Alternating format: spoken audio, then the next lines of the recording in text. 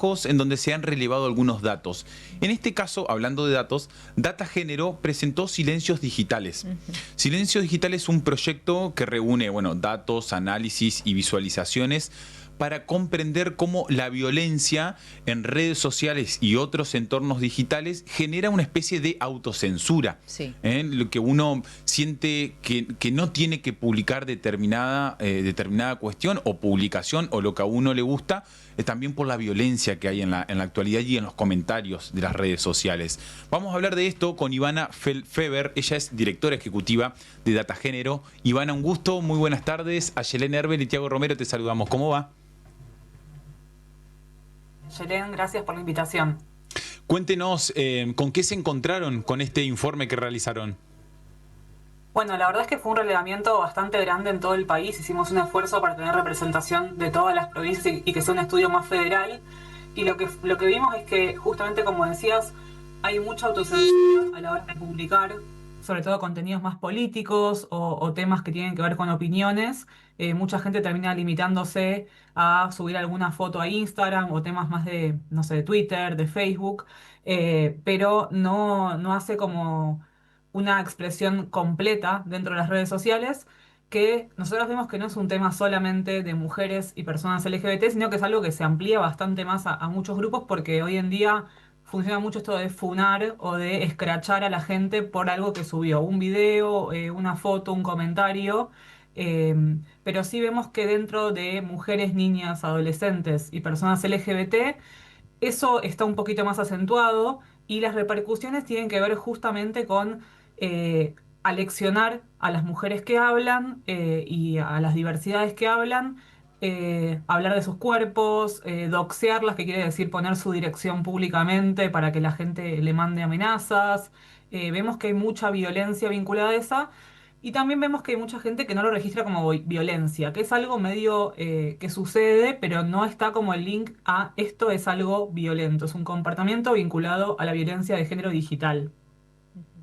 Le pasa a muchísimas, mujeres por supuesto, pero hemos visto también influencers, actrices y demás que siempre son las víctimas de estos comentarios, ¿no? Mucho más que los hombres en muchos casos. Tal cual.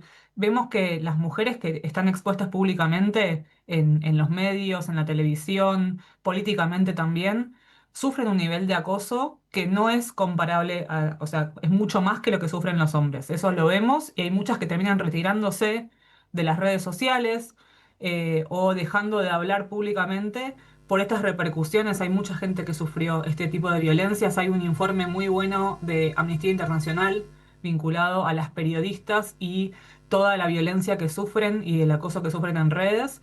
Y es un tema muy grave porque estamos corriéndonos de espacios públicos por estas repercusiones y porque también está esta impunidad del anonimato, donde cualquier persona detrás de un teclado puede inventarse un usuario y bardear o insultar o violentar a alguien por privado y públicamente. Y a veces estos tipos de funas o de violencia se organizan entre grupos de personas. Entonces no es solamente una persona que me está molestando y puedo bloquear, sino que también son grupos enteros que están todo el día haciéndole la vida imposible a estas personas. Y eso pasa también con el bullying en las escuelas, que se organizan para que virtualmente la vida de esa persona sea un infierno.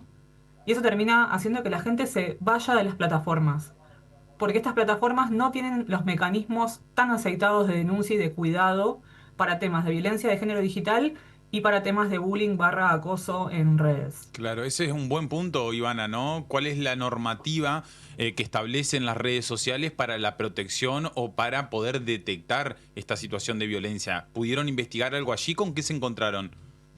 Y nos encontramos con que la mayoría no denuncia porque los métodos de denuncia pocas veces llevan a algo.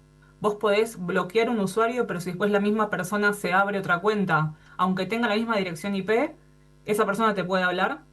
Hay muchos mecanismos para ejercer la violencia digital.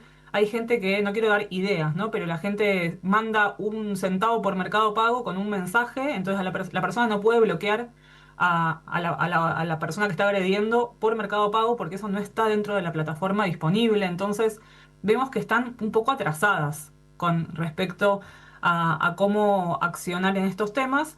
tienen muy detectados los mecanismos para detectar, no sé, imágenes violentas o desnudos. Eso sí está bastante aceitado con temas de inteligencia artificial, pero no tanto cuando estamos denunciando que estamos siendo víctimas de algún ataque o de algún tipo de acoso. Y no hay represalias realmente graves para los agresores. Simplemente es un bloqueo, pero no es que salen de la plataforma. Y esa gente, en general, no tiene una sola víctima, tiene varias personas a las cuales se están acosando simultáneamente, entonces que te bloquee una tal vez no es tan importante. Y lo que vemos es que Instagram, Meta, Facebook, tienen Instagram, Facebook y WhatsApp, es todo de Meta. Los mecanismos para denunciar y para bloquear dejan bastante que desear. Entonces lo que se están haciendo es organizar líneas de ayuda para víctimas de violencia de género digital, para darles contención y ayudarlas también legalmente a poder denunciar esto en la justicia y que no quede como algo que pasó nada más en las redes, sino llevarlo al área legal jurídica también. Claro, eso te iba a consultar, que qué pasaba con la legislación vigente, si consideran que hay un gris también y que falta celeridad para actuar ante estos casos. Sí, falta celeridad. La gente de la ley Olimpia que se originó en México están trabajando bastante para poder legislar mejor y tener leyes que nos protejan realmente en los ámbitos digitales, pero es un tema que todavía está haciendo, estamos corriendo atrás de una pelota a la cual nunca llegamos a alcanzar, y también lo que termina pasando es que cada vez hay nuevas tecnologías que hacen que haya más tipos diferentes de violencia. Por ejemplo, todo lo que es las deepfakes, que son las imágenes sexuales generadas con inteligencia artificial. Y nos ha pasado en muchos casos de niñas y adolescentes que ponen su rostro en un video porno, por decir un ejemplo, hay muchísimos, o en una imagen, y la comunidad, la escuela o mismo sus familias terminan eh, culpando a la víctima que no hizo nada.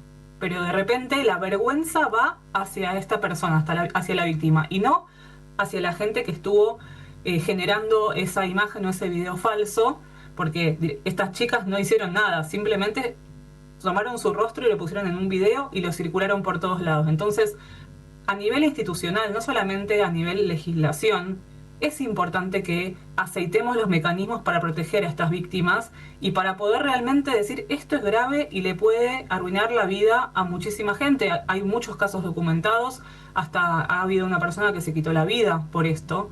Entonces no son temas que son tan banales. Porque sea digital no quiere decir que no sea real. Y eso es algo que queremos mostrar también. El silencio digital es parte del silencio real. Y si una se corre de todos los espacios de redes sociales, de donde pasan toda la vida social hoy en día, no toda, pero gran parte, estamos quedándonos afuera de un montón de espacios por miedo y también por sufrir esta violencia. Es otro tipo de violencia, sin lugar a Sí. dudas, otro tipo de Sí, sí, agresión, sí. hay que tomarlo así Exacto. de esa manera y hay que decirlo tal como es. Ivana, y en porcentaje, en datos, ¿con qué se encontraron? ¿Cuántas mujeres no se siente libre de publicar lo que quiere? O no sé si relevaron solo mujeres o hombres también.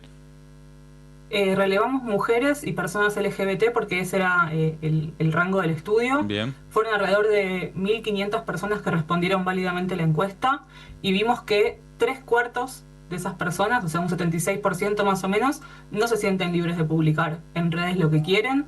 Un 25% sí, pero también más de la mitad de esas personas dijeron yo nunca sufrí violencia digital de género, pero cuando empezábamos a preguntar un poco más y violencias de género más específicas, el 70 y pico% dijo que sí. Entonces, vemos esta falta de registro que les decía al principio de no podemos, hay mucha gente que no entiende que lo que está sufriendo es violencia de género digital y lo ve como algo que sucede en las redes, más normalizado.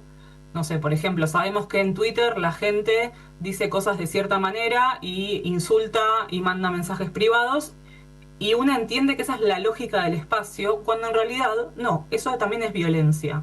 Y si una deja de publicar o deja de estar en esos espacios porque la han agredido o porque tienen miedo a que eso suceda, eso también nos restringe en cómo estamos viviendo la vida digital. Yo invito a que lean el informe, es bastante exhaustivo porque, Sí. bueno, nosotros venimos del mundo de los datos y nos gusta mucho hacer análisis y gráficos e infografías. ¿Cómo lo encontramos? Si ¿En entran dónde? a datagénero.org/silencios digitales, ahí aparece todo. Así que, bueno, tenemos un montón de cosas que fuimos viendo respecto también de qué plataformas usa la mayoría de la gente, y vimos que Instagram y WhatsApp es la mayoría de lo que lo usan las personas, y es también donde vivieron más violencia. Menos, o sea, fue menos medida Twitter, X y Facebook. Hicimos como ese relevamiento de plataformas sobre todo. Muy completo el trabajo, Ivana. Felicitaciones por ello y por compartirlo con nosotros en la tarde de hoy. Muy amable, ¿eh? Muchísimas gracias por la invitación. Y el gran